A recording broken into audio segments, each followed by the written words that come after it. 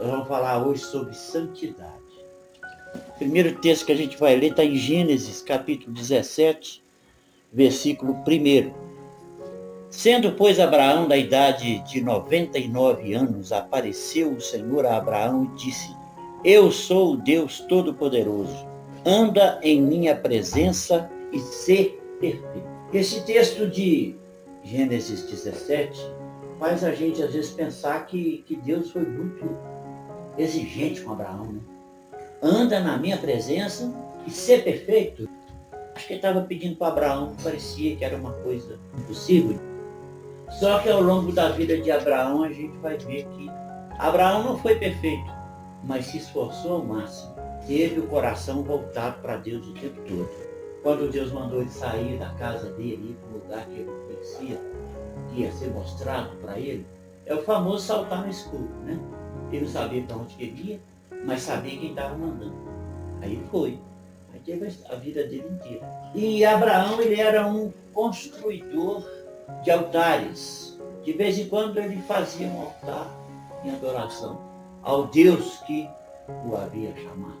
E depois de um tempo, quando nasceu Isaac, o Abraão parou com essa prática. Era como se o Isaac tivesse tomado o lugar de Deus na vida dele. E aí passou um tempo, Deus falou, é assim, então eu te dei um presente, você está valorizando o presente mais que a mim.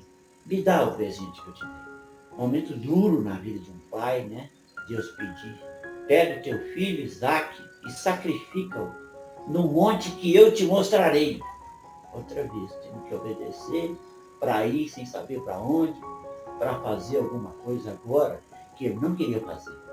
Aí ele chegou lá e no momento que ele ia enfiar o cutelo no filho, o anjo bradou para Abraão: agora eu sei que você teme a Deus. E poupou a vida de Isaac e a vida continuou. De Isaac veio Jacó, de Jacó o povo que Deus havia prometido a Abraão, que seria a descendência dele. Aí o que a gente pode ver na vida de Abraão? Especialmente a vida de Abraão fala de obediência. Obediência cega. Deus mandou, eu faço. Deus mandou ir, eu vou. Deus pediu meu filho, eu dou. E por causa da obediência, que toda obediência exige fé, por causa do tanto que ele obedeceu, ele passou a ser chamado de pai da fé. É a primeira pessoa na Bíblia que foi reconhecida como um homem de fé. E aí a gente vê que Abraão prefigura a figura de Deus. Isaac prefigura Jesus. Porque tudo do Antigo Testamento aponta para o Novo. As coisas do Velho Testamento são figuras do que ia acontecer no futuro. E aí você viu Abraão quase entregando o filho. Ele entregou, Deus que poupou. Aí quando você vai mais para frente na história, você vai caminhando, você vai ver que quando Deus pediu para Abraão: anda na minha presença e ser perfeito, ele estava falando assim: Abraão, você vai ter tudo comigo se você praticar, exercitar a santidade na sua vida. Ser perfeito para Deus é ser santo. Agora, ser santo não é seguir um monte de regra. Ser santo é ter o coração alinhado com o propósito e com a vontade de Deus. Ser santo é não questionar os propósitos de Deus na sua vida. Porque às vezes na vida da gente acontecem coisas que a gente não entende. E aí a gente entra num estado de murmuração, de reclamação. Por que Deus deixou isso acontecer comigo? Por que Deus deixou que essa doença me atingisse? Por que Deus deixou? Por quê? E a pessoa que é santa no conceito de Deus, é a pessoa que, em vez de perguntar por quê, ela pergunta para quê?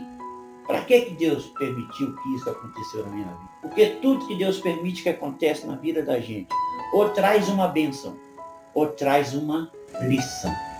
Então, ser santo é ter a capacidade de estar alinhado com Deus e nunca murmurar. Porque a gente costuma falar, né? Tudo aconteça na sua vida de acordo com a vontade de Deus, porque a vontade de Deus é boa, perfeita e agradável. A gente fala isso quando está desejando uma coisa boa para uma pessoa, né? Mas qualquer coisa que contraria a vontade de Deus já não é mais perfeita, já está me avacalhando. Então, ser santo é aceitar a vontade de Deus, seja ela boa ou seja má. Seja boa, desfrute. Seja ruim, aprenda. E as circunstâncias que vão sendo repetidas na nossa vida são demonstrações de que alguma lição não foi aprendida. Quando Deus te cria uma circunstância para você sofrer alguma coisa para aprender. Você aprendeu, acabou aqui. Se você não aprendeu, vai se repetir até você aprender. E aí o outro versículo que eu vou ler está assim, ó. Hebreus capítulo 12, versículo 14. Segui a paz com todos e a santificação, sem a qual ninguém verá o Senhor. Eu falei de Abraão e Isaac. Agora eu quero falar um pouquinho de Jesus e Deus. A minha Bíblia diz que Deus nos amou antes da fundação do mundo. A minha Bíblia diz que Deus me escolheu, nos escolheu antes da fundação do mundo. A cruz de Jesus, ela existe desde antes da fundação do mundo. Por que eu estou frisando isso? O antes da fundação do mundo. Porque para Deus não tem imprevisibilidade. Deus nunca é surpreendido com nada. Ele sabe de tudo que vai acontecer, do que já aconteceu é normal. Tudo que vai acontecer ele já sabe. Deus escreve primeiro o final, para depois começar os começos. As coisas acontecem do jeito que ele quer, para chegar no final que ele predeterminou. Isso é para fazer com que a gente aprenda a ter fé. Quando eu sei que Deus está no controle da história, que é Ele que estabelece os reis, é Ele que remove os reis, eu vou confiar que o plano de Deus é perfeito e que no final eu vou vencer, eu vou chegar no lugar que Ele preparou para mim, que é a eternidade com Ele.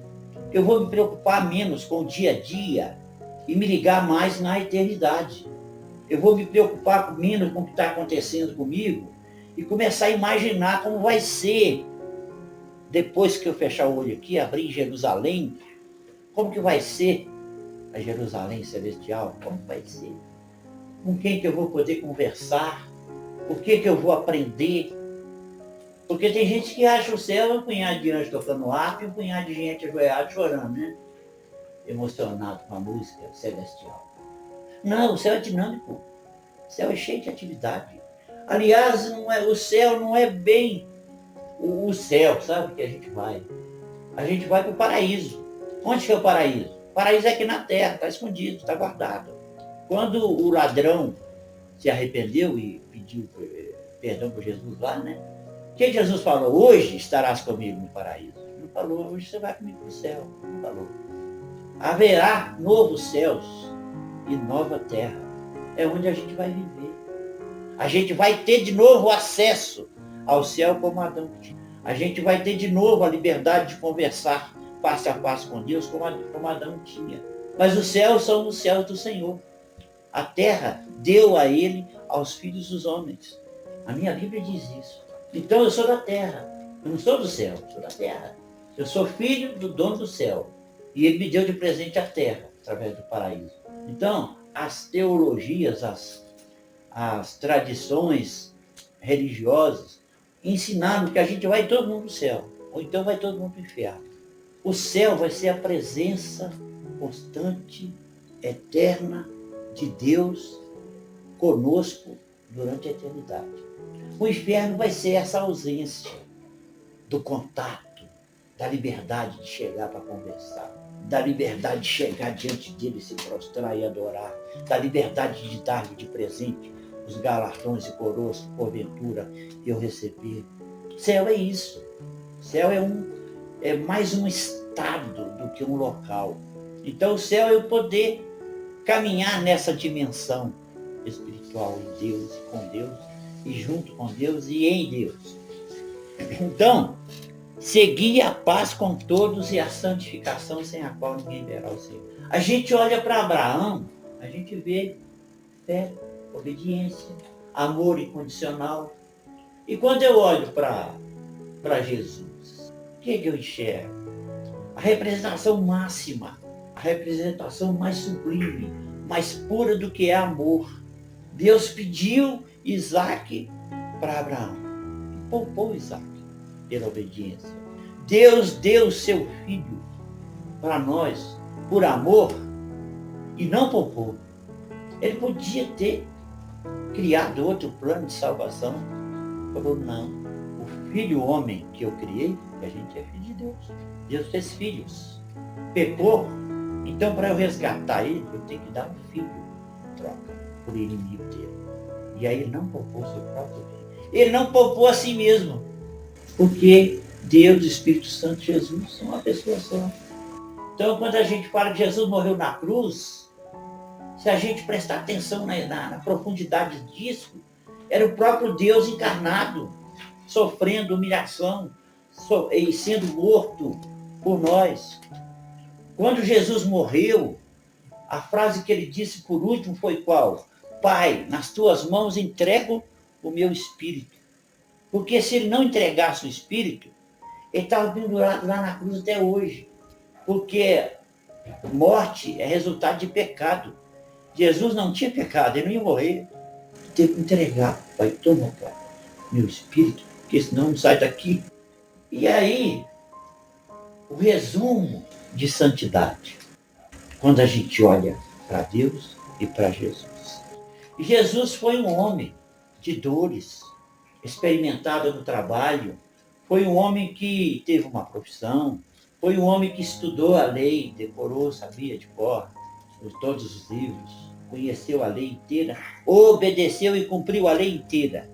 O propósito de Deus Pai para o Deus Filho era a cruz. Jesus nasceu, cresceu e não se desviou nenhum momento do propósito dele. Ele não foi um coitadinho, ele foi um Deus na terra em forma de homem, cumprindo o propósito do Deus do céu para a vida dele. Santidade, alinhamento da sua vida com o propósito de Deus para a sua vida. Santidade não é nada de cumprir regra. Deus não está aí, não está nem aí se eu estou vestindo uma bermuda, se eu estou com o sovaco cabeludo, ou se eu estou com as pernas cheias de cabelo. Deus não está nem aí para isso. Deus não quer nem saber se eu estou vendo televisão, se eu estou jogando bola. Deus não preocupa com isso. Deus está preocupado com como que o meu coração está em relação a Ele. Ele quer confiar de um jeito que Ele sabe que se Ele me pedir isso, eu vou dar. Se Ele me pedir aquilo, Ele vai ter. Porque eu vou reconhecer o amor que Ele tem por mim e vou fazer o máximo que eu puder para retribuir o amor que Ele teve por mim. Amor se paga com amor. Terceiro versículo. Segundo aos Coríntios 3:18. Mas todos nós, com o rosto descoberto, refletindo como um espelho a glória do Senhor, somos transformados de glória em glória na mesma imagem, como pelo Espírito do Senhor. Esse versículo aí eu coloquei só para falar que Abraão refletiu Deus ao entregar seu filho. Deus refletiu o seu amor ao entregar seu filho. Deus só vai ser visto através da nossa vida. Seguir a paz com todos e a santificação sem a qual ninguém verá o Senhor. Essa santificação não é para eu ver o Senhor. Eu vou ver o Senhor. Vou passar a eternidade com Ele, vou ver a eternidade inteira. A santificação é para que os outros vejam Deus. Se a pessoa olhar para mim e ver que eu tenho Deus na minha vida, e que Deus age na minha vida, e que através da minha vida eu posso abençoar outras pessoas, com oração, com socorro, com conselho, com vida em comum. Comunidade é vida em comum. Se eu refletir Deus através da minha vida, eles vão ver Deus. Abraão refletiu Deus. Jesus refletiu Deus. Ele estava ensinando para a gente como é que faz. Não foi por acaso que Jesus disse uma vez: eu vos dei o exemplo para que assim como eu fiz, façais vós também. Então, resumindo, santidade é obediência e fé. Incondicional. Deus falou, parou, está valendo. Deus ficou em silêncio, presta atenção que daqui a pouco Ele vai falar. Se Ele está em silêncio, você não vai se apavorar, Porque você sabe que mesmo em silêncio, Ele está com você, Ele não está longe. Ele prometeu, vou estar com vocês todos os dias, até a consumação do século. Então a minha reflexão hoje sobre santidade é essa. Vamos ser como Abraão, fechar os olhos e saltar no escuro. Deus mandou, eu vou. Vamos imitar Jesus. Não fugir, não nos desviar do propósito de Deus para a nossa vida. E o propósito de Deus para todo cristão é apenas um. Às vezes o homem fica, o propósito de Deus para a minha vida é tocar no louvor, o propósito de Deus da minha vida é ser pastor, o propósito de Deus para a minha vida é fazer isso, aquilo outro. Não. O propósito de Deus para a minha vida é um só. Ide por todo mundo, pregar o evangelho a toda criatura. Fazei discípulos de todas as nações. O único propósito de Deus para mim, para você, é fazer que o mundo o conheça através de você. Fazer coisas, ativismo religioso, não é propósito de Deus para a vida. É propósito para a vida em comunhão, é propósito para a vida comunitária, mas não é o propósito principal e único que Jesus deixou. Você lembra de alguma outra ordem que Jesus deixou para a gente? Na minha Bíblia eu não achei. A não ser no Sermão da Montanha, que ele dá alguns conselhos para a vida prática. Mas para a vida religiosa, a principal é essa. Ide por todo mundo, pregar o evangelho. Todos os dias. Quem crer e for batizado será salvo. Quem não crer já está condenado. Fazei discípulos dele. Eu não quero fazer discípulo meu. O pastor não tem que fazer discípulo dele. Todo mundo tem que fazer discípulo de Jesus. A gente tem que tentar ser igual a Jesus, ensinar as pessoas a querer ser igual a Jesus. Não dá conta de imitar Jesus, não. Imita Paulo, que era um homem comum igual a gente. Sede meus imitadores, como eu sou de Cristo. Foi isso que Paulo falou, não foi? Então a vida com Deus é simples. O propósito de Deus para a gente é direto. Obediência, fé, santidade. Fazer discípulo. Obediência, fé te levam à santidade. A santidade te leva a refletir Deus. O reflexo de Deus te faz atrair multidões para Jesus. Vamos orar? Senhor Jesus, queremos te agradecer, Pai, por esta palavra que vem trazer ao nosso coração a simplicidade do Evangelho, a simplicidade do caminhar com o Senhor, a simplicidade de cumprir o teu propósito para a nossa vida e a profundidade, Pai, do teu amor por nós, a intensidade, Pai, da tua doação para nós. O melhor do Senhor já veio. A gente tem que parar atrás de melhor de Deus ainda está por vir. O melhor do Senhor já veio, morreu numa cruz e ressuscitou para nos levar para morar com Ele. Obrigado, Senhor, pela simplicidade do Evangelho. Obrigado, Senhor, por esse amor que nos constrange, ao ponto de termos certeza que não merecemos, mas recebemos humildemente, por causa desse teu amor enorme e por causa da tua graça que superabundou na nossa vida. Obrigado, obrigado, obrigado, obrigado, obrigado. Em nome de Jesus. Amém, queridos?